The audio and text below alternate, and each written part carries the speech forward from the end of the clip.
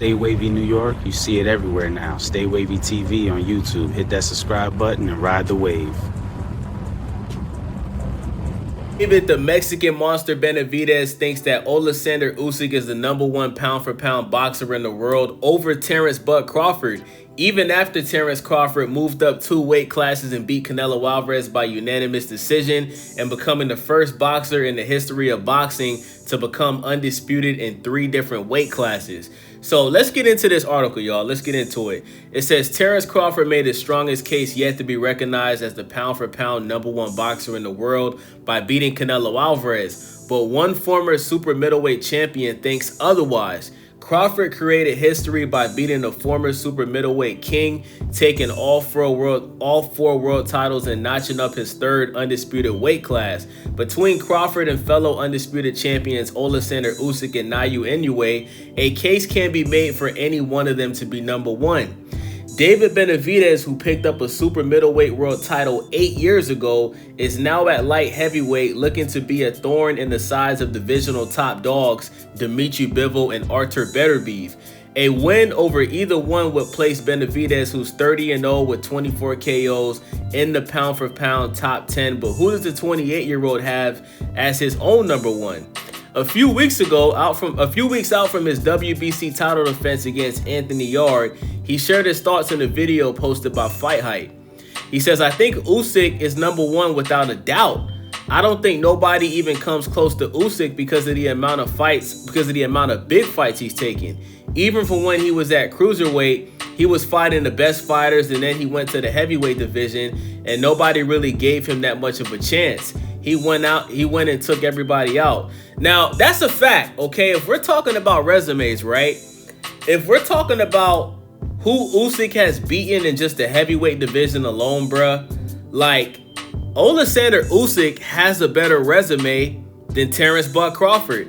Now, that does not take away from the fact that Terence "Bud" Crawford has done something that no other boxer has done, but I think David Benavidez is picking Oleksandr Usyk at #1 pound-for-pound in the world over Crawford because he feels like Crawford's resume isn't as good as Oleksandr Usyk's. And if that's the case, that is true. I agree that Oleksandr Usyk does have a better resume than Terence "Bud" Crawford. But I gotta say Terence "Bud" Crawford is the #1 pound-for-pound boxer in the world, okay? He beat Errol the True Spence Jr., had one fight against Israel Majamov, where many people like myself think he lost, and then he ended up moving up 2 weight classes, fought Canelo Alvarez, and you guys know what's crazy? David Benavidez was picking Canelo to beat Terence "Bud" Crawford, right? We all know that David Benavidez doesn't even like Canelo Alvarez because David Benavidez feels like Canelo Alvarez was ducking him while he was at 168. So the fact that he picked Canelo to beat Terence "Bud" Crawford leading up to that fight, I see why. I also picked Canelo to beat Terence "Bud" Crawford because I just didn't see Terence Crawford moving up, only having one fight at 154 where he didn't look the best, and then skipping 160 and jumping straight to 168. I thought that Terence "Bud" Crawford was going to have a very hard time handling Canelo's power, and I did not think that Terence "Bud" Crawford's power was going to translate to 168. And obviously, me and David Benavidez were both wrong, right? Terence "Bud" Crawford did the unthinkable, and he had a very successful performance against Canelo Alvarez, you know what I'm saying? But yeah, man, David Benavidez feels like this, bro, strictly based off of Oleksandr Usyk's resume. You understand what I'm saying? And when you look at it from that perspective, I kind of understand why David Benavidez is saying what he's saying, you know what I'm saying? So let's continue reading this article. It says, Terence Crawford, he did something that I didn't think he was going to do. He beat Canelo, that's 3 weight classes going up. He made it look pretty easy. You have to give it to Crawford. Out of the 3, however, Benavidez believes Inoue is lacking something to elevate him to the top spot. He says Inoue needs that big signature win. Inoue is definitely a great pound-for-pound fighter, amazing talent, but he still needs that signature win that really puts him on the mountain. So, listen, man. If Terence "Bud" Crawford wants everybody to undeniably recognize him as the #1 pound-for-pound boxer in the world, he has to fight another big name, okay? And me personally, bro, I think that the perfect next opponent for Terence Buck Crawford is Jaron Boots Ennis, right? Some people think that, people compare Jaron Boots Ennis to Roy Jones. Some people compare him to Terence Crawford because he switches stances. And a lot of people are looking at him as the boogeyman at 154. Now, obviously, Jaron Boots Ennis hasn't proven anything at 154. He had a tune-up against Lima Bean, right? So we can't give him too much credit for that, even though it was a dominant performance where he stopped the guy like in the first 15 seconds of the fight. But listen, man, I feel like if Terence Buck Crawford was the fighter Jaron Boots Ennis, or even a Virgil Ortiz Jr., or even a guy like Bakram or Sebastian Fundora, I think even David Benavidez would have to admit that Terence Buck Crawford is the number one, pound for pound fighter in the world. But when you really look at Crawford's resume, bro, his biggest wins on his resume is Sean Porter, Errol Spence, and Canelo Alvarez. You know what I'm saying? Oleksandr Usyk, he beat Daniel Dubois twice. He beat Tyson Fury twice. He beat Anthony Joshua twice. And this is a guy that came up from cruiserweight.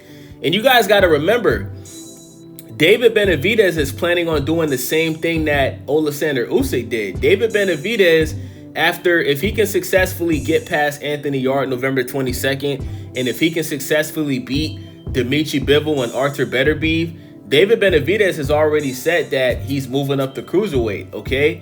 He will move up the cruiserweight, stay there for a couple years, and he believes that he has the ability to also move up to heavyweight one day. Now, as of right now, I don't think that's possible. Let me explain why. The fights that I've seen from David Benavidez so far at light heavyweight, when I look at the fights that he had against Gwolfsdick and when I look at the fight that he had against David Morrell, David Benavidez's power has not properly translated to 175. And I believe the reason for that is because David Benavidez is not 100% working on his strength and conditioning. David Benavidez, he was a big 168 pounder. The guy is 6'3", damn near 6'4", okay? And many people like myself, we kind of feel like David Benavidez was weight bullying at 168. He was much bigger than everybody that he was fighting in that weight class. That's the reason why Canelo didn't want to fight him. He just felt like he was just too big, right? Too big, too dominant, too young, right? In his prime, you know what I'm saying? So we haven't seen David Benavidez, just dominate and just beat somebody down. We haven't even seen him really drop anybody at 175 yet. You know what I'm saying? We haven't seen it. We've seen David Morrell drop Benavidez. Obviously, Benavidez ended up winning the fight. He won by unanimous decision. But he was getting touched up by David Morrell. He was getting touched up. You know what I'm saying? So I think that if David Benavidez can stop, because this is another thing, David Benavidez blows up when he's not fighting, okay? When this fight between David Benavidez and Anthony Yarde was first announced, I want you guys to go look at that press conference. David Benavidez was fat, okay? His face was blowed up. He gains a lot of weight when he's not in the ring. And when he gets in shape for fights, right? Like when you look at these first two fights that he's had at 175, David Benavidez, like, he has a dad bod, bruh. No six-pack. You don't see no muscles on the arms. You know what I'm saying? Like, dude looks like he hasn't lifted a weight a day in his life. And if you're going to be fighting at light heavyweight, you gotta hit the weights, bro, because you getting in there with guys that can punch. You know what I'm saying? Like, bro, I think Anthony Yarde is going to give David Benavidez some problems in these early rounds. But if David Benavidez, if he can last more than 5 rounds, then I can see him just completely just taking over the fight and beating Anthony Yarde by unanimous decision, possibly even stopping Anthony Yarde. But if he gets caught with some shit in the first 4 to 5 rounds, bruh, I can see a scenario where Anthony Yarde ends up dropping David Benavidez or possibly winning this fight by KO. And listen, man, as of right now, I would have to say that Dimitri Bivol and Artur Beterbiev, they both beat David Benavidez. From what I've seen from David Benavidez at 175, I would say Artur Beterbiev would stop David Benavidez, and I would say Dimitri Bivol would beat David Benavidez by either majority decision or unanimous decision. So the fact that he's already talking about moving up the cruiserweight and eventually heavyweight, I mean, I love the fact that he's daring to be great, but I just haven't seen enough to actually believe that if he was to do that, that he would end up, you know, having any type of success at cruiserweight or heavyweight. So with that being said, man, that's my thoughts on this conversation. Let me know what y'all think about this video. It's your boy Wavy. Make sure y'all subscribe, thumbs up the video, and leave a comment in the comment section. Let me know what y'all think about this topic, man. Who do you guys think is the #1 pound-for-pound fighter in the world? Do you think it's Terence Crawford or Oleksandr Usyk? David Benavidez feels like it's Usyk. Let me know what y'all think. It's your boy Wavy. I'm out. Hey, what's up? If you love good vibes and fresh stories, make sure you hit that subscribe button right here on Stay Wavy TV. Drop a like, tap the bell so you don't miss a thing, and join the wave with us. I'll see you over there.